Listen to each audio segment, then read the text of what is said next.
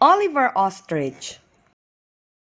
Ostrich reads, ah, ah, ah. Ostrich reads, ah, ah, ah. Ostrich reads, ah, ah, ah.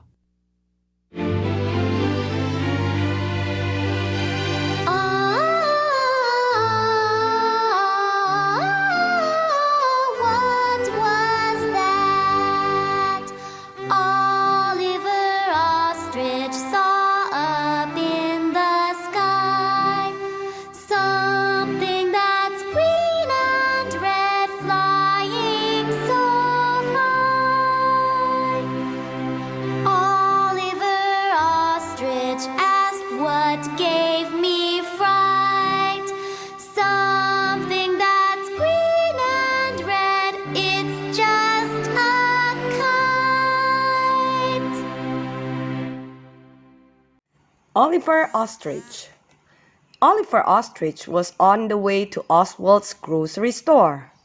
Suddenly, a green and red something bopped up over a fence at Oliver Ostrich.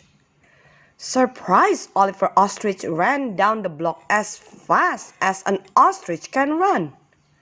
Then Oliver Ostrich remembered that Daddy Ostrich and Mommy Ostrich had both told him there is no such thing as a monster. At the corner, the friendly neighborhood policeman helped Oliver Ostrich cross the street. Oliver Ostrich shopped at Oswald's grocery store. Then Officer Oscar said he would walk back past the fence where Oliver Ostrich had seen a green and red something. The something was not at the fence when Oliver Ostrich and Officer Oscar passed by. As Oliver Ostrich got to his own house, the big green and red something streaked across the sky just above Oliver Ostrich's house. Oh! Oliver Ostrich as he headed from the front door. Mommy Ostrich met Oliver Ostrich at the front door. Mommy Ostrich laid her wing against her beak and said, "Shh! You must whisper, Oliver Ostrich. Daddy Ostrich has fallen asleep on the couch. Ollie is sleeping in her crib too." "Mommy Ostrich, I must tell you about something." Oliver Ostrich was huffing and puffing from running. Oliver Ostrich tried to whisper, "Something green and red surprised me. Something popped up on my way to the store. It is above our house right now." As Oliver Ostrich told the story, his big eyes were as big as ostrich eggs. "That's odd," Mommy Ostrich told Oliver Ostrich. "That's awfully odd." "It isn't a monster, right, Mommy Ostrich?" questioned Oliver Ostrich. "Of course not, Oliver Ostrich," said Mommy Ostrich softly. "The green and red something cannot be a monster. There is no such thing as a monster, my dear little ostrich." "I did remember it could not be a monster, Mommy Ostrich," said Oliver Ostrich. "But I would feel a lot better if I knew what it really is." "Let's go outside for a moment. Let's look," suggested Mommy Ostrich.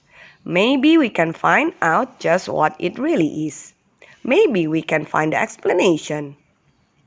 Mommy Ostrich grabbed her pretty sweater. Oliver Ostrich and Mommy Ostrich went down the steps together. They looked up and down. They looked from side to side. They looked behind the fence. They looked behind the house. They found nothing green and red. "Well, Oliver Ostrich," said Mommy Ostrich, "there is nothing odd to see out here now. Let's go inside where it's warm. It's already time to fix supper. After supper, perhaps Daddy Ostrich will know what is going on." Mommy Ostrich and Oliver Ostrich tiptoed into the nest. Daddy Ostrich was still snoring on the couch. Oliver Ostrich put his wing over his beak to keep from giggling. Mommy Ostrich's eyes twinkled too. Oliver Ostrich thought Daddy Ostrich's snore sounded like a train. Over on the opposite side of the nest, Ollie Ostrich looked so sweet asleep in her crib. Ollie Ostrich was holding tightly to her favorite blanket. Mommy Ostrich and Oliver Ostrich smiled at each other as they tiptoed past the two sleeping ostriches into the kitchen. Mommy Ostrich spoke softly to Oliver Ostrich. I'm going to make omelets for our supper. Oliver Ostrich, you set the table. I will whip the eggs for the omelets. Then we will be ready to eat while they are hot. Oliver Ostrich set a big plate by the big chair at one end of the table. Daddy Ostrich always sat at the head of the table, the place of honor. Daddy Ostrich is honored as the head of the family. Next, Oliver Ostrich put a middle-sized plate by the middle-sized chair at Mommy Ostrich's place. Oliver Ostrich placed his own small plate at his own special stool. Oliver Ostrich's special stool was placed between his parents' chairs so they could help him with his food sometimes. Oliver Ostrich put a small plastic bowl on the tray of the high chair for Ollie Ostrich. Oliver Ostrich set the table while Mommy Ostrich made the omelets. Mommy Ostrich cracked the eggs into a bowl. She used the egg beater to make them fluffy and bubbly. Then, Mommy Ostrich poured the eggs into the oblong, shaped like a rectangle pan. She set the oblong pan full of eggs on the stove. Stoves are hot, Oliver Ostrich. Mommy Ostrich reminded Oliver Ostrich. Take care to obey in the kitchen. It is easy for little ostriches to get hurt in a kitchen. Yes, ma'am, said Oliver Ostrich respectfully. Mommy Ostrich used a tiny bit of white salt and some black pepper. Then she sprinkled on some yellow cheese, chopped red tomatoes, and chopped green lettuce. Mommy Ostrich folded the omelette over in half. Flop! Mommy Ostrich made 2 omelettes just the same. 1 omelette for Daddy Ostrich, 1 omelette for Mommy Ostrich. Oliver Ostrich chose some chopped purple plums for his omelette. Then Oliver Ostrich sprinkled yellow cheese on top too. Making omelettes was fun. Oliver Ostrich was having so much fun. He forgot about the grand and red something bobbing in the sky. Just then, Daddy Ostrich came to the kitchen doorway. I woke up from my nap and followed my nose to the kitchen.